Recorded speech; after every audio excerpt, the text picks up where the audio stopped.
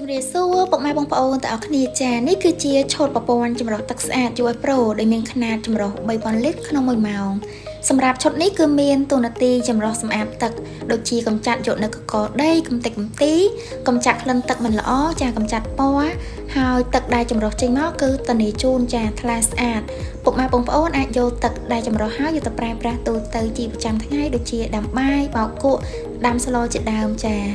ចឹងបើសិនជាពុកម៉ែបងប្អូនបច្ចុប្បន្នដែលកំពុងតែជួបប្រទះក្នុងការប្រើប្រាស់ទឹកមិនស្អាត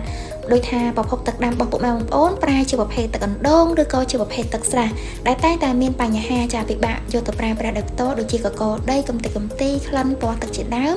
ពុកម៉ែបងប្អូនអាចអញ្ជើញសាកសួរព័ត៌មានបន្ថែមជាមួយខាងក្រុមហ៊ុនយើងខ្ញុំបានក្រុមហ៊ុនយើងខ្ញុំយើងមានបទពិសោធន៍ជំនាញយ៉ាងច្បាស់លាស់ចំពោះការរៀបចំផ្នែកប្រព័ន្ធចម្រោះទឹកស្អាតជូនដល់ពុកម៉ែបងប្អូនដើម្បីធានាបាននូវទឹកមួយដែលស្អាតសុវត្ថិភាពក្នុងការប្រើប្រាស់ចឹងបើសិនជាពុកម៉ែបងប្អូនមានចំណាប់អារម្មណ៍ចង់រៀបចំប្រព័ន្ធចម្រោះទឹកស្អាតខ្នាតទូកខ្នាតធំអាចអញ្ជើញសាកសួរព័ត៌មានបន្ថែមជួយខាងក្រុមហ៊ុនយើងខ្ញុំបានចាសូមអរគុណ